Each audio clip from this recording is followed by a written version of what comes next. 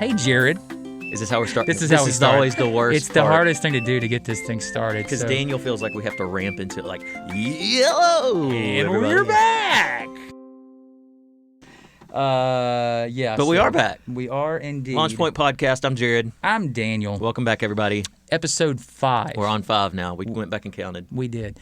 And we're having a good time with this. Okay, just spoiler alert before we get too far into this. We're all coming off, this is Monday morning, and we're all coming off Fall Fest. Fall Festival was yesterday. Yeah, at all of our churches. We had originally planned to record this at 9 a.m., and I had confirmed that with our guest, which we're going to introduce in a moment, and Jared last week. Yep. And then last night, as I typically do, I sent a reminder to Jared at about 8 o'clock, and I said, hey, man, don't forget, be at my office at 9 o'clock.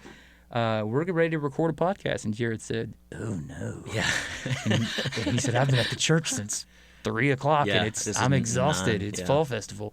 And I said, let me, the guest is very busy, but let me see if we can bump it back to 11. Yeah, so I got to sleep Spoiler alert, I still woke up at 5:30 this morning because I had to bring my kids to school. I did not.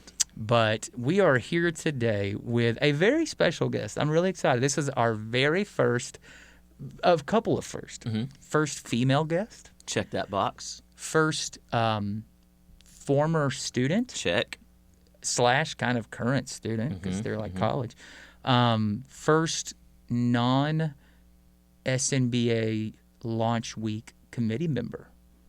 I'm trying to wrap my head around that one. Yeah. Right? Yeah. I think that checks the box as well. Because we said we want to get youth leaders and youth pastors and students and all those things. And this person checks the boxes. The easiest ones for us to get first were people who were like in our immediate circle. Yeah. And also first guest that we had to cancel a recording and circle back to because I got sick a couple weeks ago. And then when we rescheduled it, I had to push it back too 2 early. hours. So welcome to the podcast, Alli Powell. Hi, Alli. Hello. All right. So for those who don't know Miss Alli, I'll try to do a quick introduction. How do you know Alli? So Alli was a student, one of the many that went through the doors of Central Baptist Church student ministry, #different, during my tenure there. Alli came in the youth group as a 7th grader, I think, right? Yeah. Older brother Judd was there with me first. And then I can distinctly remember we set up a ping pong table in the gym that was being built. It was not complete yet. And Judd was like, yeah, I'm pretty good at ping pong. My sisters are pretty good too. And I was like, well, who are they? And all of a sudden I look up and they're dominating. And I was like, I didn't know you had such a youth group. And he goes, they're not. They're like 5th grade, 6th grade. But they were beating everybody. Legit, I have that memory. Great. And so Alli, she graduated in 2021, right? No. What year are we in? 2024. Oh my gosh, 24. She graduated in 2023. Well, Yeah. Sorry, I'm a little behind. Yeah. And so but she went through my youth ministry. Ended it with Bryce there at the very end, right? But after that, she's gone on to serve the Lord now in her church at Central and Buna. We're going to talk about that here in a little bit. And then she's also been plugged into Launch. You went to Launch Week as a student for several years, and then various Launch events, conference retreats, all those fun things. Let's go back even further. But that's what we want to do because with this podcast, we like to start here, don't stay here. That's our motto. So let's go ahead and just jump into your story, Alli. Tell us, because here's the fun fact about this episode. Typically, me and Jared do research on our guest because, again, it's been people that we know really well. I know Alli really well, but Jared not so much. No. They've spent some time together. Yeah, we hung out at camp. At camp. And but when I told him, I was like, hey, man, not only do I know her story, she gave me a very detailed rundown to help me, but I'm not going to tell you anything about it. I usually have notes and a computer. I've got nothing with me today but a cup of coffee on hand, and a which, dream. As I mentioned earlier, makes me real nervous if you know Jared shooting from the hip. But it could get dicey. It's going to be super great. This is also our Halloween episode, so it might get spooky. Okay, so let's go all the way back. Yeah. Okay. So Judd was in the youth group. Let's start, though. Like, what are your earliest church memories, Jesus memories? Yeah. So I grew up in the church. Like, Okay. we started going to Central when I think I was 5. We went to FBC before that, but I really don't remember a lot. And grew up in the church. Got saved when I was like 6. I had like a childlike faith and all this stuff. But above all, like, my brother played select baseball. I played select softball. My sister played select softball. So Sundays weren't really a big thing in our family for the longest time. Like, they were just softball game days. A lot of travel games. Yes, and softball was my number one from the start. And so getting older, I started to develop anxiety. And so from a really young age, I think around like 7 or 8, I started questioning this whole like Jesus thing. Around 7 or 8? Yeah. Wow, you were way ahead of the game on that season of doubt. Deep thinker. Yeah. I started overthinking a lot, and my anxiety was just through the roof. And I was like, okay, this Jesus thing, it just seems like a fairy tale. Like it don't seem real. Like there's no way somebody can die, be raised, and then like come back 3 days later and it's like, boom, I'm back. Like there's no way that's possible. And so I was just like, you know what? I'm from a Christian family. I'll play along. But deep down, I knew like I really didn't believe in it. I thought it was just kind of a fake thing. I wanted to, but my doubts and overthinking kind of just took over. And so from a really young age, I was like, I don't know. But then, so I went to Buna all throughout elementary, and then going into my junior high year, we transferred into Evadale, which wasn't that big of a transition, but in a sense it was, because Evadale is like, I graduated with 22 kids. Right. It's a little different. It's a little different. Yeah. Like, from the start when we got there, my parents were like, y'all are not allowed to date anybody from Evadale. They're probably your cousins. And they probably stink. And That's so... Smell like paper money. Yeah. Right. And so I fell in love with Evadale. It was a great place. Had amazing friends there. And going into junior high was a big difference. Started focusing on like volleyball and softball a little bit more because, next step's high school. Yeah. But I got into the 8th grade, and my coach had surgery. She said she had a tumor, it was a hernia, my bad. And I remember we were all in the weight room, and I was like, oh, I got one of those. She was like, no, you don't. You're like 13. And I was like, no, bro, I do, I swear. And I showed her, and she was like, oh, my gosh, you do. Yeah, it was something crazy like that. And I would always... The fun fact, in Evadale, teachers are also the nurse. Yeah. And so it was just kind of a 2-for-1 deal. But she was like, no, you do. And I went home, and I was like, okay, Mom and Dad, the spot I've been telling y'all about, like, it's legit. And they're like, what are you talking about? And I was like, yeah, Miss Coach. That's what we call her because her husband's a coach. So it's Miss Coach and Mr. Coach. Yeah. Miss Coach is like, no, she's concerned about this. And so my mom, like, texted her, and she texts back, like, yeah, no, I kind of think this is something. I'll never forget one of my friends. We were at a swim party. He was like, yo, Alli, you got one ab? I was like, no, but I'll take it. She got a 1-pack. Yeah, I got a 1-pack. It's kind of cool, a party trick. So we go to the doctor the next day because my mom's now freaking out, and we're sitting there, and I'll never forget, like, they do a bunch of tests, and they're, checking up on my stomach and everything, and my mom's in this chair, and I'm on the bed, and the doctor's like, yeah, we don't think it's a hernia, but we think she has some type of tumor. And I just remember turning to my mom, and I had no clue what a tumor was. Right. I'm laughing. I'm like, okay, like, what is this? Yeah. It's not a brain tumor. And I turn, and I see my mom just, like, crying. And I was like, girl, what's wrong? Like, chill. Get over it. And the first thing, my mom just turns and looks at me, and she's like, it's not cancer. It's not cancer. And I was like, that's kind of out of the blue, but okay. Never thought about that. And no, but ever since that one appointment, I was at Houston and in doctor's offices so much, like probably twice a month. It just depends. And I did every test in the book you could think about. Mm-hmm. I was just like, I would get so angry. And after multiple doctor's appointments later, I just kind of looked at him. I was like, so what the heck can you do? Right. Like, just take it out of me. And I was 13, like, yelling at this doctor, which is very unusual for me. And you could tell, like, my mom's just kind of aggravated. And I was like, can you just take it out of me? Like, you don't understand. Like, I'm going to be a freshman next year. Like, my whole life revolves around softball. And he just kind of looks at me, and he was like, Alli, I don't think you understand. If we take this out of you, like, it's really risky. The placement is not in a good place. You won't be able to play softball for a very long time, and you will never be able to pitch again. And I just remember, like, sobbing and crying and running to the bathroom and just, like, slid down the wall. And I just looked up in the sky, and I was like, why do you hate me? Like, I'm a good person. Like, yeah, I may not fully believe in this whole God thing, but, like, why do you hate me? I don't understand. And I got really, really, really, really angry. And it was around this time that my mom kind of wanted me, my sister and I, to get plugged into church a little bit. So she was I'm in 8th grade, she's in 7th grade, and my brother was a senior.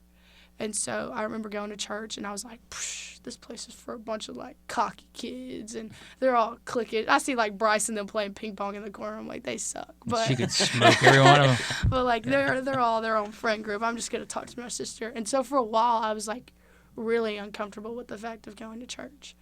And just started going more, and then I was like, you know what? Okay, I guess it's not that bad, but I still don't believe in this whole thing.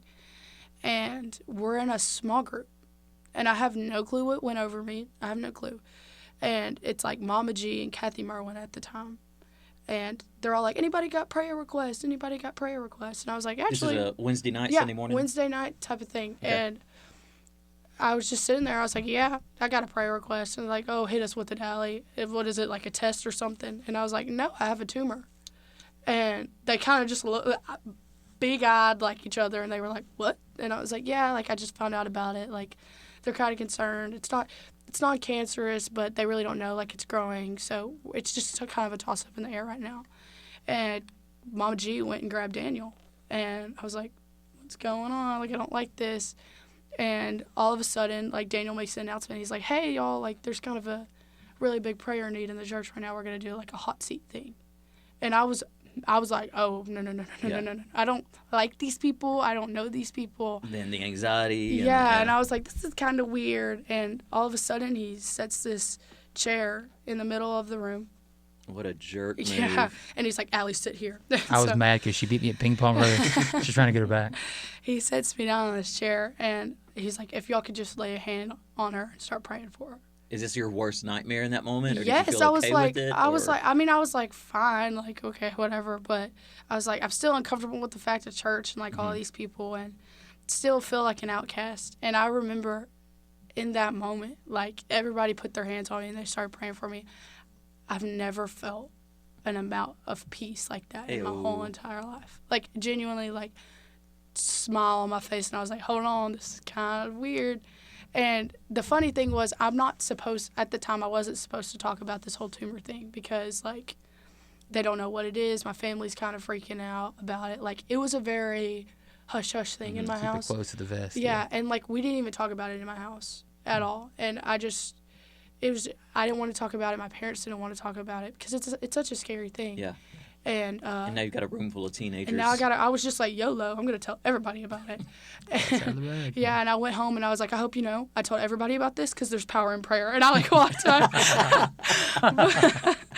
but mic drop. Yeah, I was like, so don't be mad. And then go to church a couple weeks later, and I walk in, and there's this table, and it has flyers on it.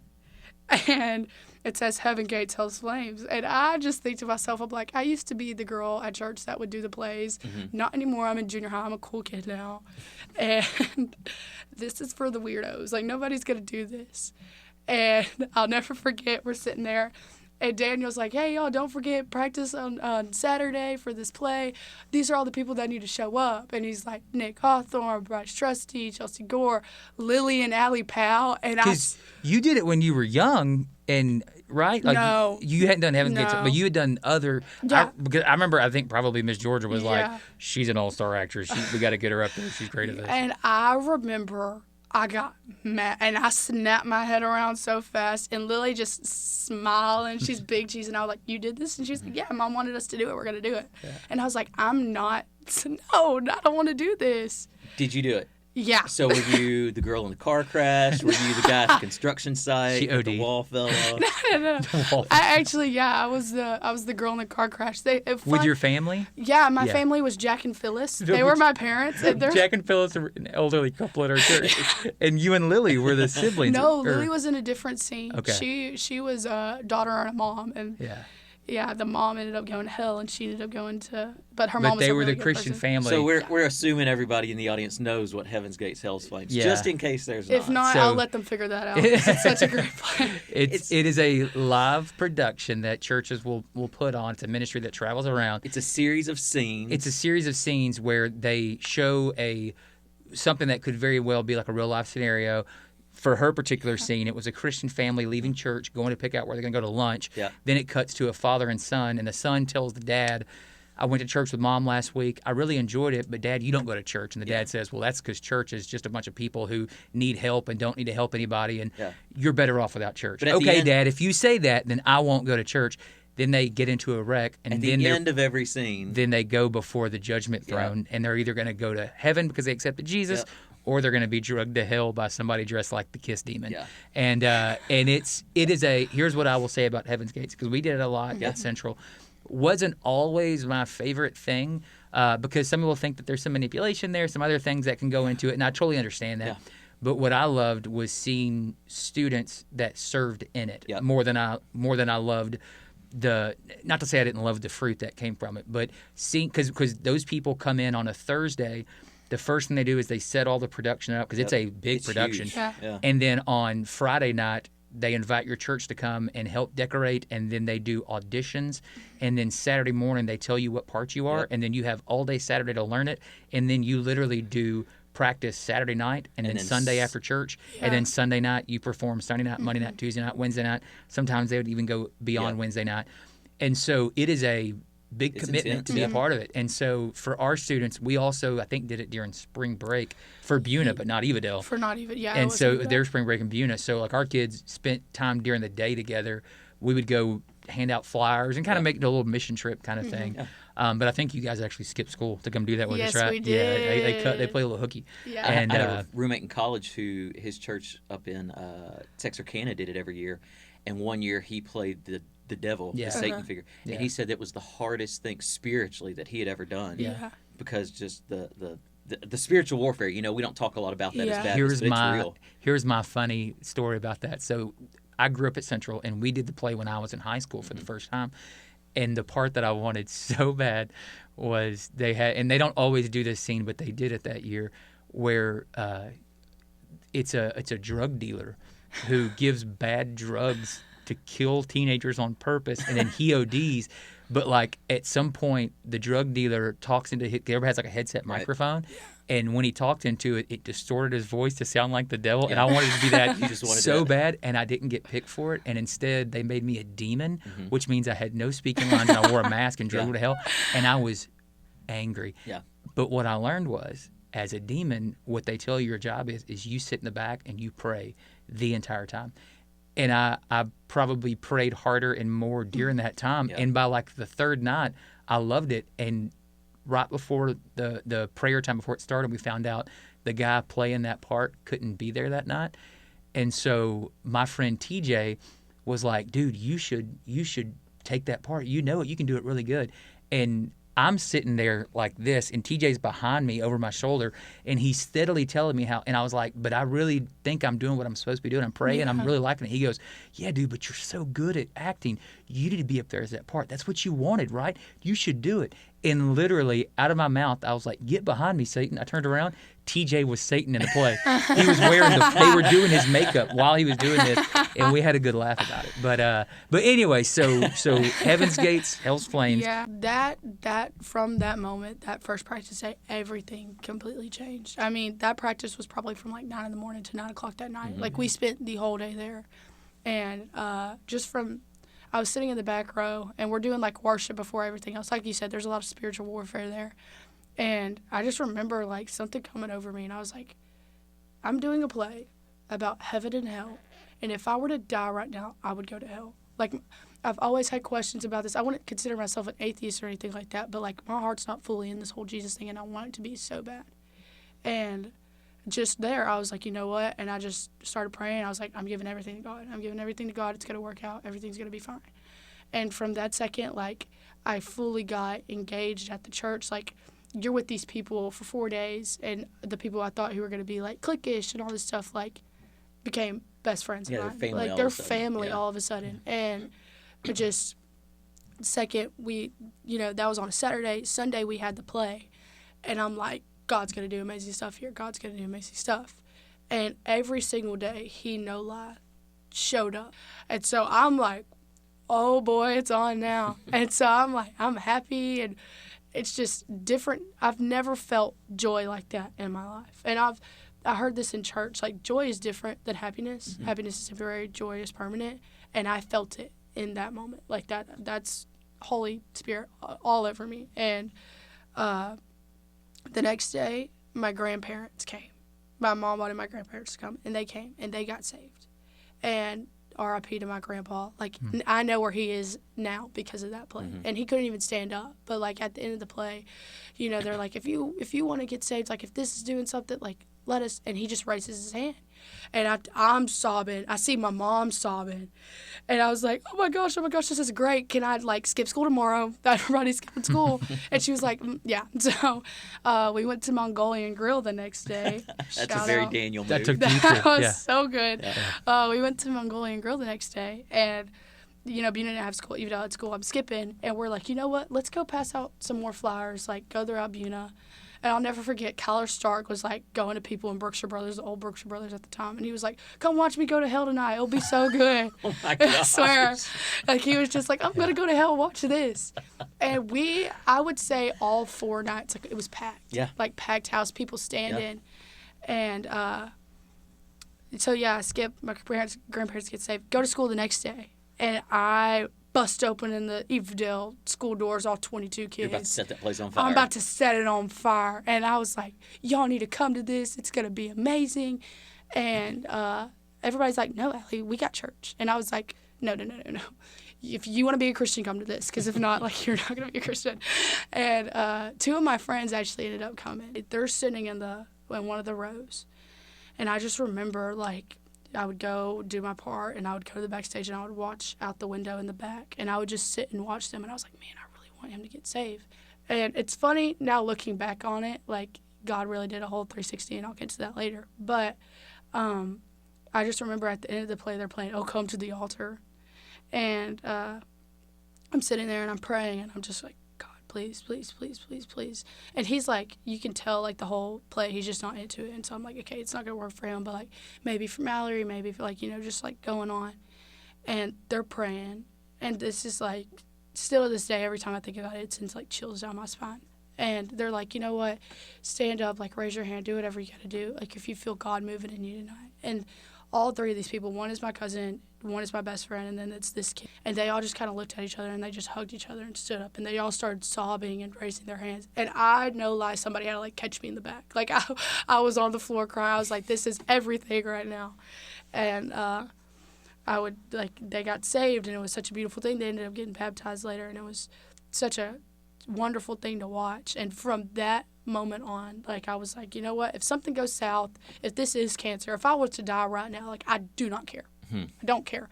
I mean, like, God's working in ways. I want to live for God 110%. Like, this is my life now. So this was what grade year? Eighth Okay, grade. so moving into your high school. So I want to ask you about Daniel, because you had Daniel for 3 years in high school.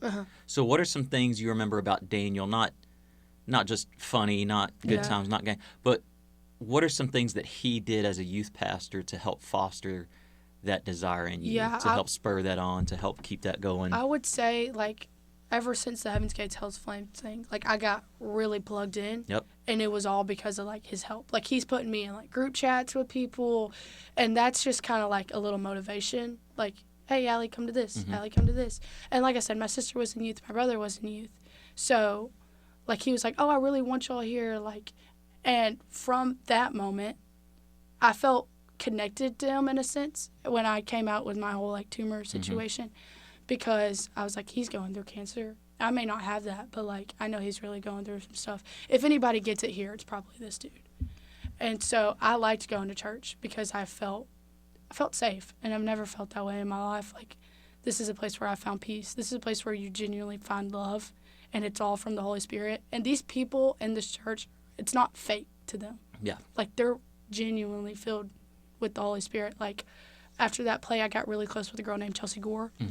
And, I mean, spent the night at our house the whole summer long. And we would stay up till, like, 8 o'clock in the morning just talking about the goodness of God and One Direction and things like that. But R.I.P. Liam. yes. Oh, my, don't even. But Too soon. So connections, people, yes, relationships. that church family meant the world to me. And they still do. But I would say that time in church was, like, our prime for how close our youth was. Well, I'll say this. It was a unique time thinking back during that season of ministry for me, because that was during some of my most, like difficult Yeah. times of chemo and things like that. And so I've told you guys this before, but like for me, I was diagnosed in 2017. Really, like 2018 through 2020, COVID kind of slowed some things down. Obviously, made a lot of things different.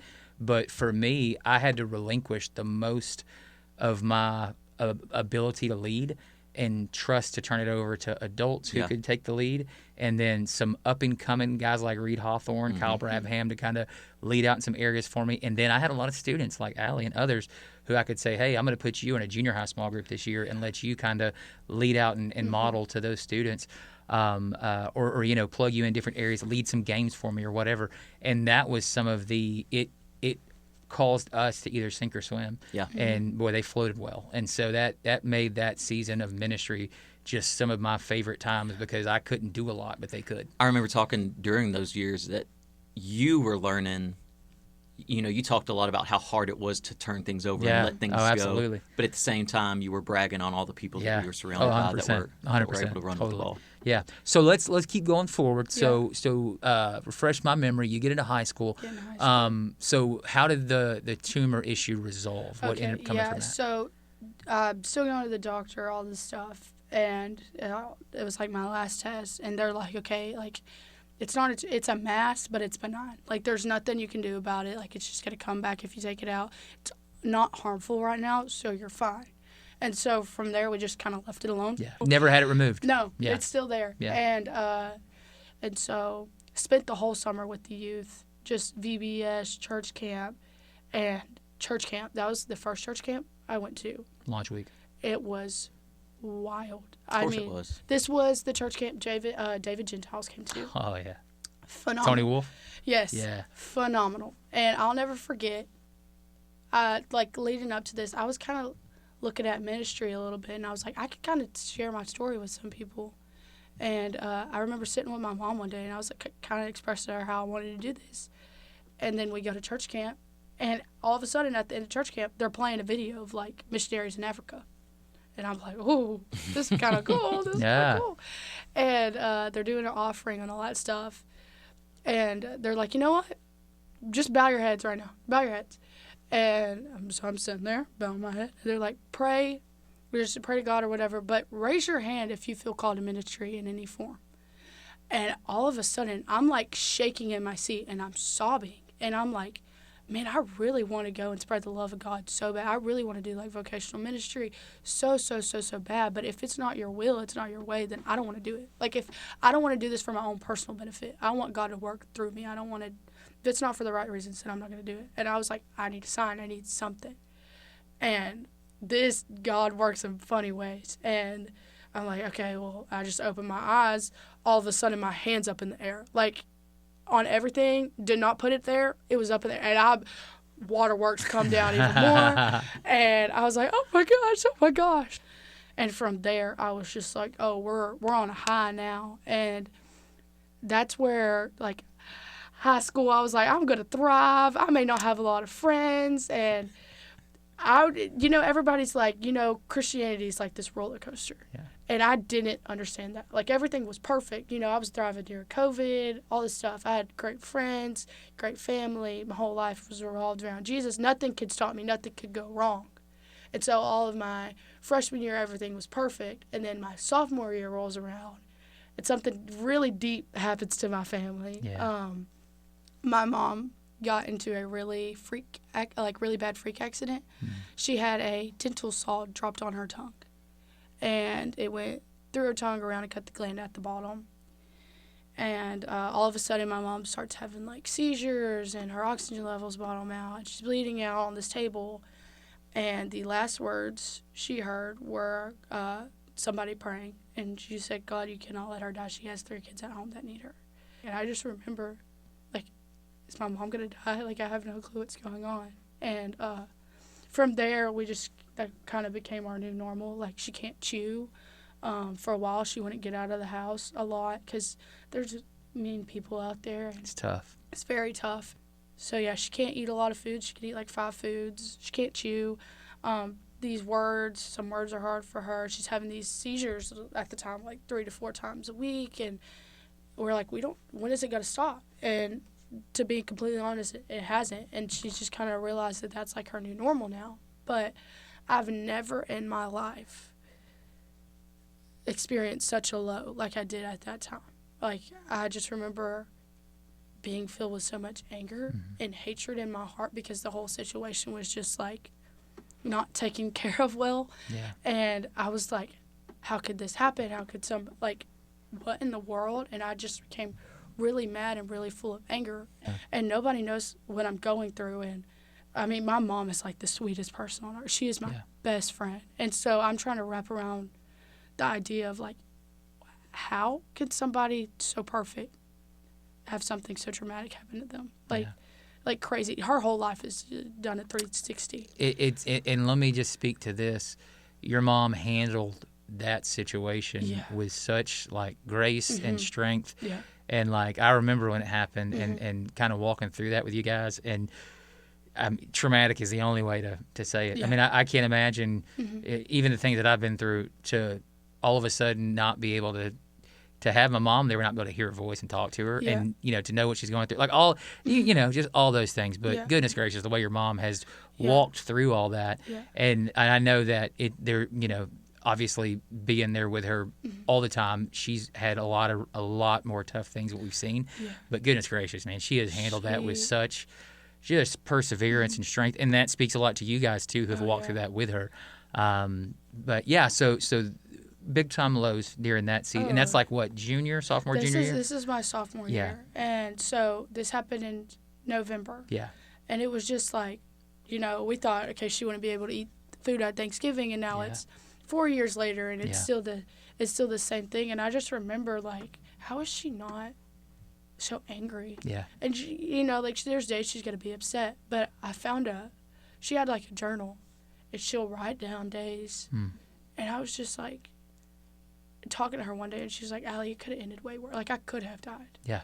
And I'm not. Like, I still have y'all, and, like, still here. Like, I may not be able to sing You Are My Sunshine, but that's still, like, it means more now. Yeah, absolutely. And, I mean, it's really a motivation for me, in a sense, because if anybody's gone through it, like, she has. Yeah. And then about in the springtime, we hit another low. My dad works for Exxon. And he's in the union, and so they had that big lockout. Yeah. And all of a sudden, like, now both my parents don't have jobs, and they have a kid in college and 2 girls in high school. Like, things aren't cheap. Yeah. And they were just, my dad busted his butt left and right. Like, he would pick up any jobs he could, Absolutely. Like, leave for days at a time, come back just to let us know, like, hey, like, everything's going to be okay. Yeah. And for about a year, he was on lockout, and I'm so thankful for everybody who was involved at that time, because everything was at such like a peak in my life, and then it hit rock bottom. And I just remember going to church camp, and I just explained everything that happened. I was like, I don't know what to do. I've never felt hatred in my life before. I've always been like this happy-go-lucky girl that's super loud and will yap your ear off, and now I'm angry all the time, and I don't understand why. I don't understand why these things are happening. But over time, I was just like, okay, this is the new normal. We're going to get through it with my dad's job. Like, he's got to get another job, or this job will come again. My mom, okay, this may be the new normal, but we're going to be okay. It's now my junior year, and everything's good. It's normal. And my sister comes to me, and she was like, you know what, Allie, we're not like other schools. And I was like, yeah, no, there's like 5 of us here. And she was like, no, we don't have a CIA. Like, we don't have a Christians in Action, and we live in the Bible Belt of Texas. And I was like, yeah. And she was like, I'm going to go start as a CIA, and you're going to be a part of it. And I was like, yeah, I'm down with it. She just keeps signing you up. Oh, yeah. Yeah, she got it started up for us, and it started off with like 5 kids. And me and my sister would do the little lessons back and forth. And then it just continued to grow from there. So all throughout high school, I would say I was on a pretty big high, except for my sophomore year. And you left this part out, but in Evadale High School, you were the mascot. Oh, yeah. I haven't seen the picture. What is the name of the mascot at Evadale?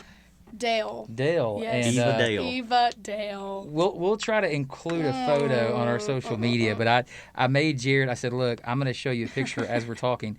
So, Jared, this is a picture. This is Alli. Shout out to a young Asher Brinkman in this photo. Gosh. But that's Stop. Dale, the mascot. Okay, so so it's big. literally. And I don't know, that was like at an event. I don't know if that's what you wore on Friday nights. Yeah. But that's what you wore on Friday. So it's like it looks like a California, like you're Like an old prospector. yeah. Hey, Yeah. It's me, there's Dale. golden in And their there's- heels.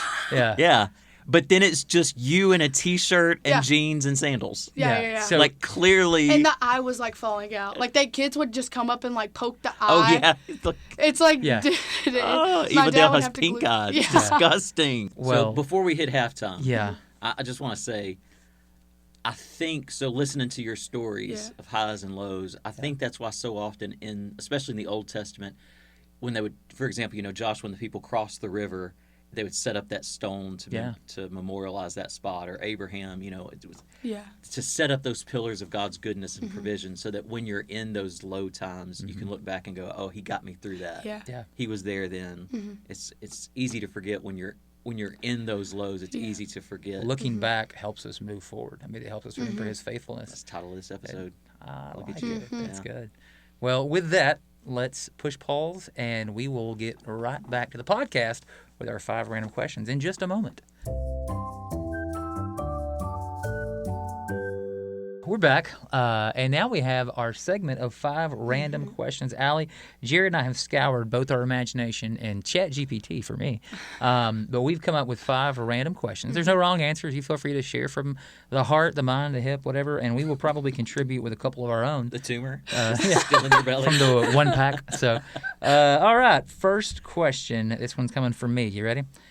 What would be your go-to karaoke song? Ooh, okay. Are you a good singer? No. Okay. I like to think I am, but I'm not. Because she's not afraid to get up and do some karaoke. No. So I'm a big Toby Keith fan, so it'd probably be like, I got a one on better. yeah. Sorry. Yeah. I don't know if it's like Courtesy of the Red, White, Blue, or I'm an oldie, so probably Endless Love by Lionel Richie and Oh my Shut God. up. Shut up. Shut up. No lie. I have my answer prepared. If I was doing a solo, it would be Neon Moon by Brooks and Dunn. Yeah, Okay. Carson If it was a Condos. duet, it would be Endless Love. Yeah. I do it all the time in my truck. I found Yeah. a karaoke version that has a female vocal that I sing Yeah. with. I made my wife listen to because I can hit the crescendos. I'll show Yeah. you later, Jared. It's so I good. can't wait. Me and Lily would split my it. I was gosh. Lionel and she was Diana, Oh, and we I'm would just go Lionel all ham. day. Can That's you do fun. like after we stop recording? Can I just watch YouTube? I will do it. You I will play do the it. song? Yeah, Yeah. that'd be great. Absolutely.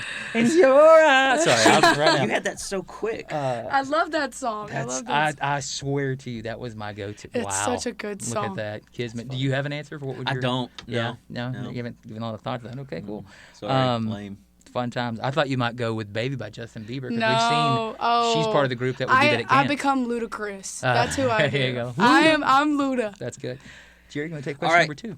When you're on a road trip, you stop for gas and snacks. You go inside. Yeah. What is your go-to road trip snack this is pack? easy. What's your drink? What's your candy? What's your chips? What are you Okay. grabbing? The chips or Chester's hot fries. Ugh. No, I love thanks. those things. No They're so thanks. bad for you. I love them.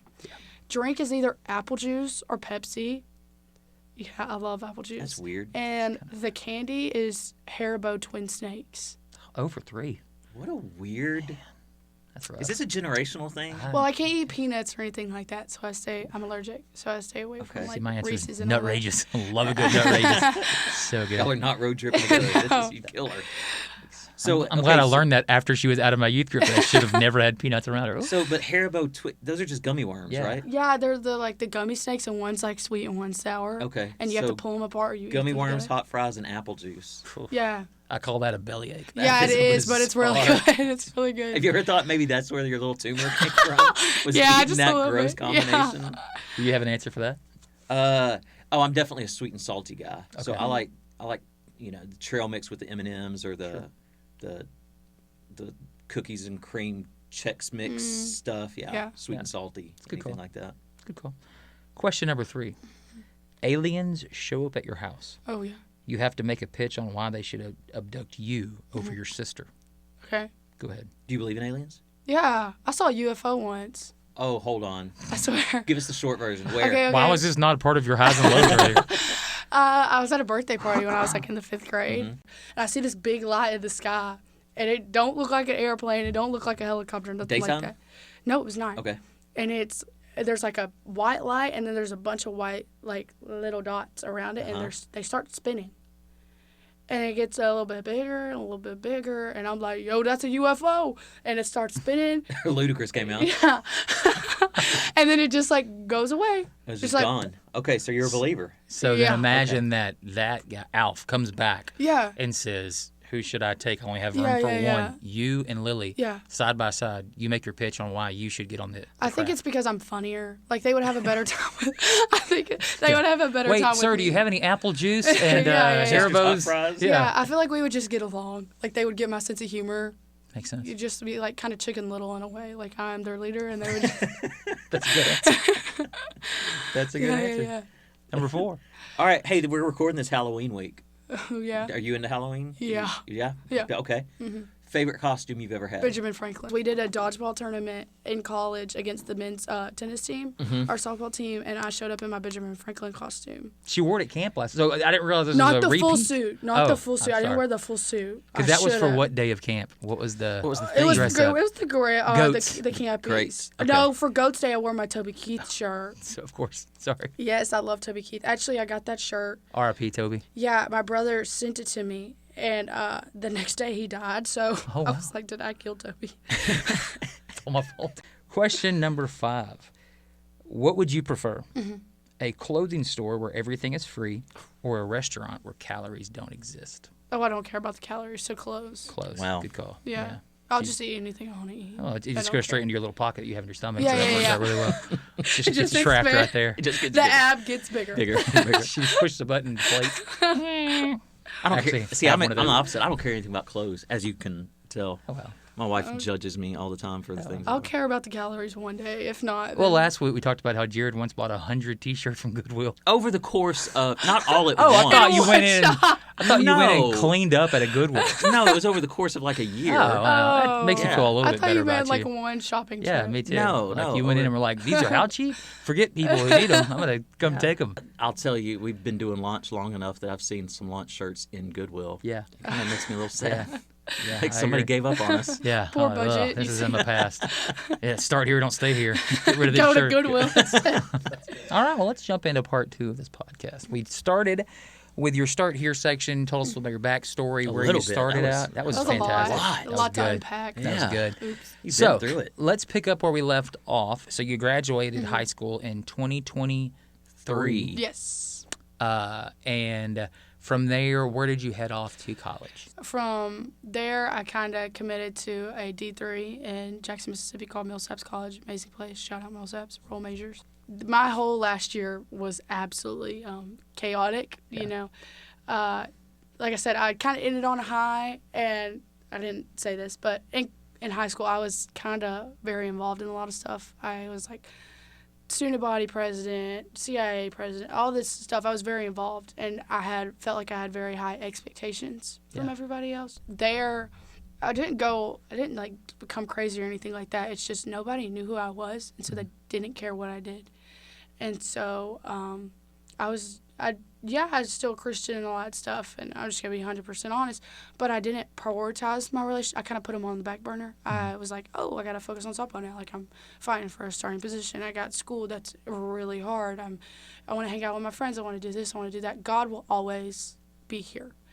Like I said, I wasn't crazy and didn't do anything crazy like that. I just didn't prioritize my relationship with Christ like I should have. Then towards the end of my first semester, things kind of get a little crazy. I mean, school gets really hard.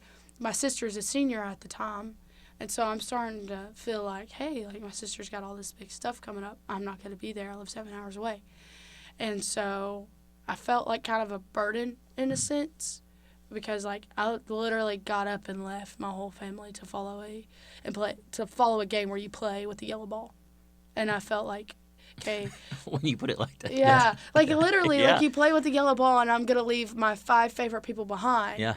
and just dip and go do what I want to do. See y'all when I see y'all, and then like some family health issues happen. Like my grandpa's not doing the best, and I'm like, hold on, what if something happens? I'm not home for that. And he's the sweetest man ever, and I love him.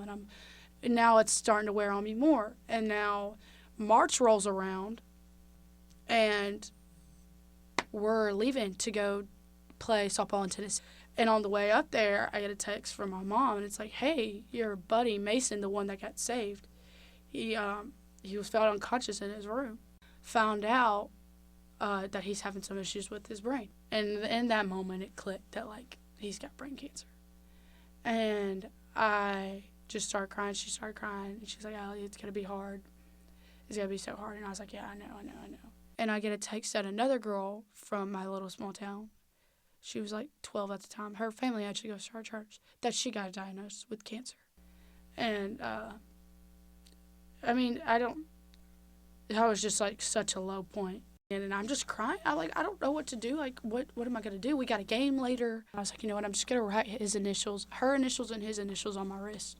And I was like, play for something bigger. This is a game. This is a game. Yeah. This consumes my whole life. I have to be perfect. I feel like I need, softball is now my worth again, and I don't want it to be. Like, I want it to be fun. And I'm just going to write it on my wrist as a reminder. And I'll never forget that game. And I'm sitting there, and I turn my head, and I look down, and people got the same initials on their wrist. That's cool. And I just kind of look at them, and they're like, hey, if you're going through it, we're going through it with you. So I kind of finished out the year. You know, it was a lot. My mental health went down a tremendous amount. Sure. Like, I was having panic attacks left and right. I want to go. That was this past spring. Yeah. Just a few months ago. And so I just remember calling my mom, and I'm like, I'm coming home. I'll never forget the week I come home, my mom's like, you got to go see Mason. At this point, going under this, I've realized his memory at the time was not the best. Yeah. And he's forgetting things. And, like, I'm thinking, is he even going to, like, remember who I am? And I turn to go get his food out of my car. I'm walking up to his house, and I hear stepdad, like, hey, like, somebody's here to see you. And he walks out of the door, and all I hear is, AP, AP, AP.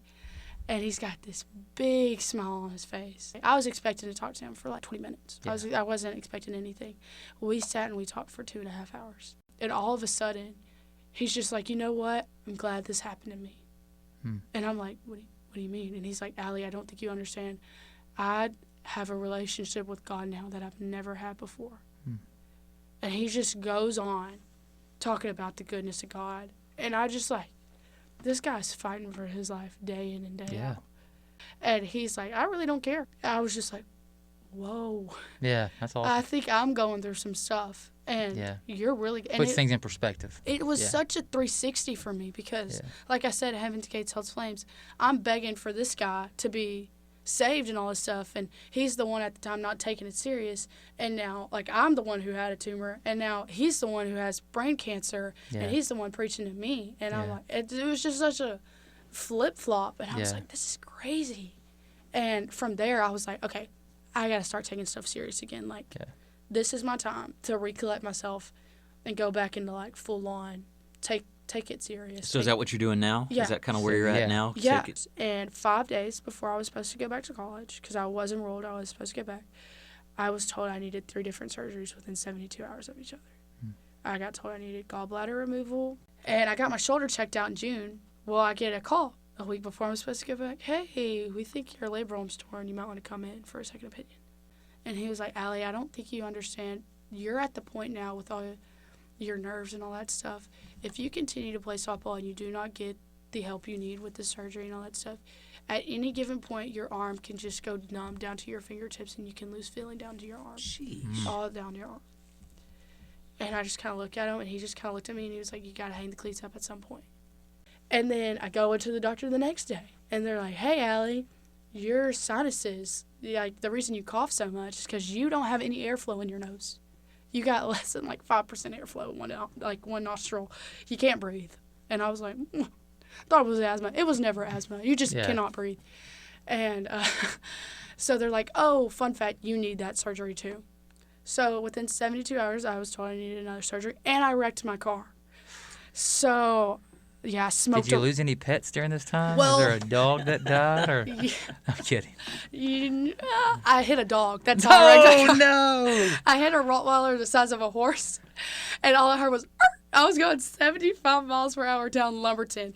Lumberton, out of all the places a Rottweiler's going to walk across the road, poor thing, it's in heaven now. You know, like, the last thing that ran through its mind was probably your bumper. Hey, sing. Yeah, Jeez. and so, yeah. And I was just like, I'm supposed to go back to school, and now 2 days from now. No, you're not. Yeah, and they literally Take the looked at me. hint. They were like, "You're not going back this year. Like, that's not possible." Yeah. And so I'm upset. Like, what am I gonna do in my life? Like, and so I was like, you know what? Might as well just kind of make the most of it. Like, in a sense, I kind of got the feeling that, and I was telling this to a friend the other day, that God may have taken everything away from me to like regain my focus on Him. And I don't think it's in a bad way. Like, I don't think He's like, oh, Allie, you're messing up. No, I don't think it's anything like that. I think He's just like, saved me before I went a little too deep. And He was just like, Allie, like, focus back on me. Like, everything's going to be okay if you focus on me. And so I was like, okay, I just got to go in this with the mindset of, like, everything's going to be okay. There's no other option. That's all you can do. And so started going, but out of this, a lot has come from it. Yeah. Like, got plugged back in with my church. Yeah. And I did Mission Arlington in the summer, which I never thought would leave such an impact on me. I mean, there's kids up there that speak little to no English. Mm-hmm. Yeah. And I was fighting back tears when we left because I was like, these kids are so excited to hear the name of Jesus. What's it like now on the flip side in student ministry to be an adult and not a student? Like, how are you enjoying? Because now you're getting to do like weekly small group stuff with them. And, well, I'm not actually with the youth every week. Okay, I got you. Yeah. I work with the special needs. Oh, that's right. on Yeah. Wednesdays. That's right. And that's like my favorite. Oh thing yeah, ever. you guys are great ministry there. Thank you. Yeah, for sure. Yeah, that's. I mean, like I said, I got to help out with church camp this year. Yeah. And that was way different because I'm not a student, and like now, Allie, you gotta help with this, and you're a wreck. The area that Allie helped in was a new thing that we started this year. Yeah. We call it the Service Squad, Launch Service Squad. So we looked for, I put the word out and begged and pleaded. We need 4 to 8 college students to come in for each week of camp. And basically, we kind of grunt workers, we called it, because our committee runs everything. And I realized I had a couple of my youth pastors say, like, hey, I don't mind helping, but like this past summer, we were doing behind the scenes work the whole time, and I want to be with my students a little bit more. Yeah. And so I said, well, let me try to find some help. So we reached out. We ended up recruiting, I think, 4 or 5 for each week, and just all-stars that came in. And I think you did both weeks, right? I tried to do both weeks. I got sick the second week. I did one day the second week. Yeah. But just came in, so what was that like to be on the service squad? That was, like I said, from the time I talked to Mason, I was like, I got to regain my focus. Like, I got to. And so, Mission Arlington, I never felt joy like that again in my life. I was like, oh, now we're back on it. And then I helped out at church camp. And to see it just, like, from a different angle, like, now I understand why people are, like, so involved and, like, want to be involved with youth and all that stuff. To see kids, like, light up and, like, be filled with so much love, like, it reminded me of, like, what I was like when I was on my high. It's a motivation is what it is. I'm like, I want to be like them. Yeah. I want to be like them. And so I loved it. We helped out with rec, and that was so fun. I mean, it was fun. Like, I was like, this is the joy. The joy is coming back. Well, like, let me say this from my perspective as your former youth pastor. The same way that you talk about how softball was your life and how, you know, I remember how much you would light up whenever you talked about softball. And back then and even now talking about, I know that was a huge part of your story. But seeing you when you're serving the Lord, I see that exact same excitement and joy, if not more so, I would say. And so I think that, you know, like you said, the Lord can use different things, and sometimes it means taking things away that causes us to kind of redirect our focus. Yeah. And so I would say that passion that you have to serve Him, you know, now not only are you getting to serve with the special needs stuff and get to help out with some youth things, but you guys also have kind of revamped some college ministry at Central, which has been kind of lacking for a while, which is great. And so you guys are doing like what, Sunday night Bible studies at Rusty's house? Yeah, so we're doing Sunday night Bible studies, and it's right now like it started off really small. Yeah, sure. But there's more kids coming, and there's kids from not even our church that are coming. Sure, that's great. And we're in Revelations right now, and it's amazing. And we just jump right in, and we have a good time. But like we get into these deep conversations, and like we ask the questions, we figure out what they mean. Hey, if you still have a question, like that's the good thing about Christianity. You're not supposed to know everything. Yeah, sure. And so it's just like one of those things where I'm doing everything possible I can to jump back in. And that's why I'm so glad at the sense that God kind of kept me home. Yeah. Like, I got my answers prayed. I'm back with my family who Yeah. meant the world to me. I get to hang out with my friend who has cancer. I get to see my grandpa. I get to be involved in a church that I've always loved and help out in church camps. And I get to work with the special needs ministry. And that's what I want to do when I get older. I want to be a speech pathologist, work with kids with special needs. And I'm doing the Bible studies, and which is good for me because I know when I'm alone and it's in my free time, I really struggle to find free time to do Bible studies on my own. So having that group, it's like all of it's focused around Christ now. Sure. And like last year, nothing was focused around him. Yeah. I did softball for me. I didn't do it for the goodness of him. I didn't. Yeah. Now everything is focused around him, and everything. Yes, it's hard, and yes, it's different. But my anxiety is not through the roof as it was. I mean, it's still there. It's still bad, but it's not as bad as it was. I'm more in control of my stuff when I have God in my life. That's good. And I think there's a Bible study, or not Bible study, what am I saying? Bible verse that has always stuck out with me. And I don't know why, but it's always been my favorite since I was younger. And it's like, the grass may wither and the flowers, that one. Yeah. But the word of God endures forever. Yeah. Yeah. And so, like, I just think of, like, even the most beautiful things in this world. Like, his creation, all of that will come and go. Yeah. His love and his word is the only thing that's ever going to remain. Softball is just a sport.